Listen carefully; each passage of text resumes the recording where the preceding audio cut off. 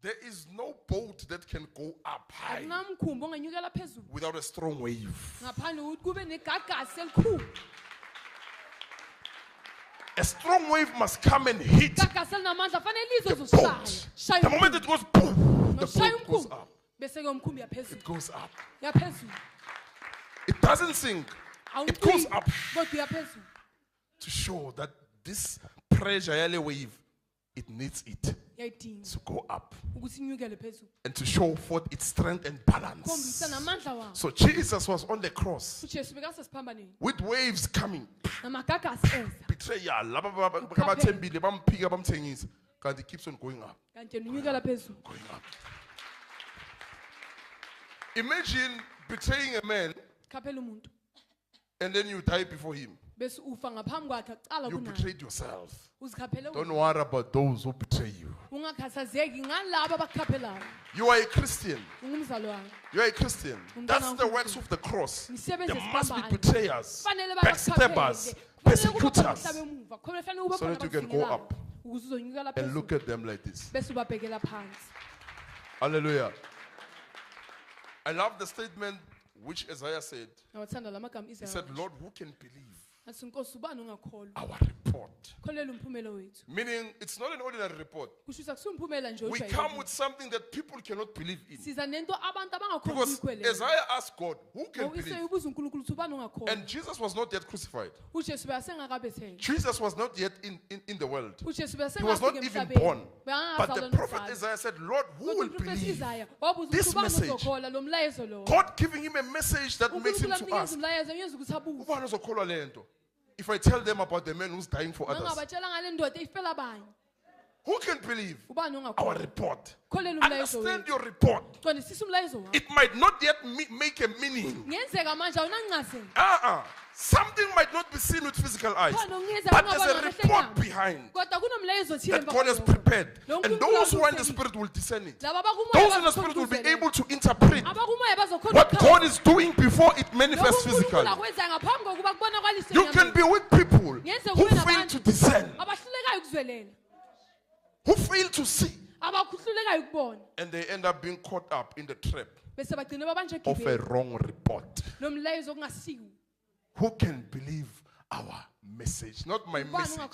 Our. The cross is our message. So many don't find themselves in our. It becomes your message because you fumbled. If you betray him, it's your message. If you sell him, it's your message. It's not our report. It's not our report. It's only our report if we all lift him up. Now Judas comes. He betrays him. It's not our message. It's his message because he died. And the cross has come to save us from death. If you die, it's your report. The one who saves us was resurrected. If you die in your sins, it's your report. But if you are saved, our report, our message. Our message. Now he comes, he says, he bore in his body, or he carried in his body our sins. How can you say it's his message while your sin is in his body? How can you say it's his message? Looking at him, you can see our message. Oh. So some people, when they betray him, it's not our message. It's your message because you are going to die. And you are serving a person who did not die. So if you die, it's your message. What did you do? You followed him. You walk with him. But the condition of your heart, far from him. Unable to identify yourself in him. Then at the end, what happens? You get lost. You die. You tell a message yakhe. Wenza so na so wafa. Jesus is not involved there. Okay, let's search Isaiah 53. It's our message. Imagine in the Old Testament, who can believe our message?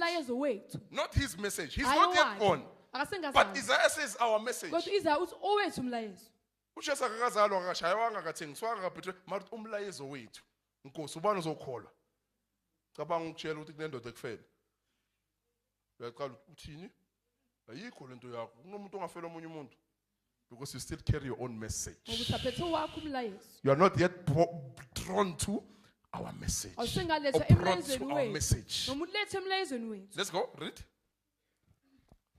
Isaiah chapter 53 from verse 1 with NLT.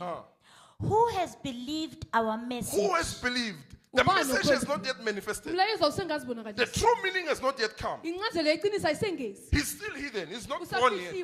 But Isaiah being in the spirit, he begins to see that this message is too much. Who can preach it? Who can explain it? You cannot explain it if you are not part of it. It will be hard for you. Let's go. Who has believed our message? To whom has the Lord? To whom has the Lord? To whom has the Lord revealed his powerful arm? To whom did the Lord reveal his powerful arm? It's not just a message. It's not, the message carries the power of the arm of the Lord. Then later it says it pleased him to crush his son. So they were busy beating him. It is the power of the arm of the Lord working through them. But they are not part of the message. It's their message that will lead them to condemnation. Dying before time. Let's go. Who has believed our message? To whom has the Lord revealed to his... whom? Imagine such a message coming to you. And you are asking, Maruban. Uban utole lento engitholi nami. Eh? uNkulunkulu akunika message uthi mara ubani? Ubani nayo izwile lento engizwile. Thola ukuthi uyi1. Wamba nabantu abaningi but uyi1. They are not part of the message. 2 Corinthians chapter 3. Paul says, you have become our letters of recommendation, written in our hearts. You are our message. You are the message. Meaning you are part of the cross. You are part of his sufferings. You are part of what he went through. So there's no room there for you to betray him and carry your own message. There's no room for your own message. It's all about the cross. Jesus came on earth for one purpose, for God to tell the world about Jesus. Not about anything. It's a story from God coming as his son to explain who God is. Our message. It's not the message of the son. It's our message. So you can find yourself preaching, yet you are preaching your message. Okay. You can preach, yet you are preaching your own message. Has the arm of the Lord been revealed to you? Has his power been revealed to you? Do you know the mystery of the cross? Paul says, so that I can know him and the power of his resurrection. So many know the cross without the power. Be careful of your message. If there's no power. If there's no power, it's easy to become your message. Because what does power do? Power confirms that you belong to the message. If power does not come, it means it's saying you don't belong to the message. You are outside. You are preaching of the Jesus you don't know. Oh. Let's go. Who has believed our message? Who has believed? You are going to preach to unbelievers about a man who died for them. Who has believed our message? We are already asked. So you are not going to have a tough time. Who can believe this report? It's a tough one.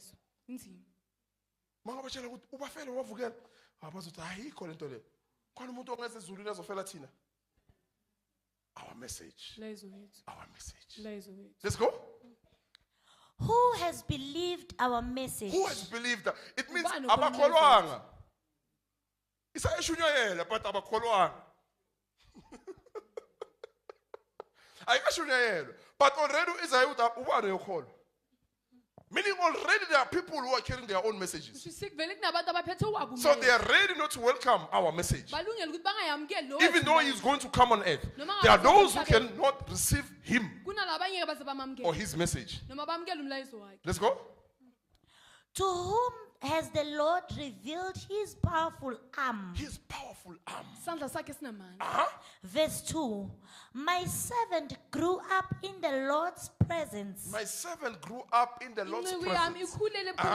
Like a tender green shoot. Like a root in a dry ground. Like a root in a dry ground. You see, the message already contradicts. How can a root grow in a dry ground?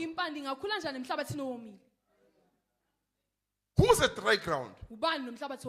People on earth. They were without the Holy Spirit. They were without salvation. So all of us, we were like a dry ground where roots cannot come. Meaning when nothing can grow, we had our own message. So Jesus came to destroy your message, to destroy your own mind, to give you his message. Because he's the best story from the Father. He's the only Son whom God speaks about and testifies about. So all of us, we must be in him and become part of the message. Let's go, repeat. Yes, like a root growing in a dry ground. Who are the dry ground? People without the Holy Spirit. Unbelievers. It's hard for them to believe. Dry ground. Carrying your own message. Without the Holy Spirit. Without the mind of God. Let's go. Like a root. Like a root. In a dry ground. In a root. In a dry ground.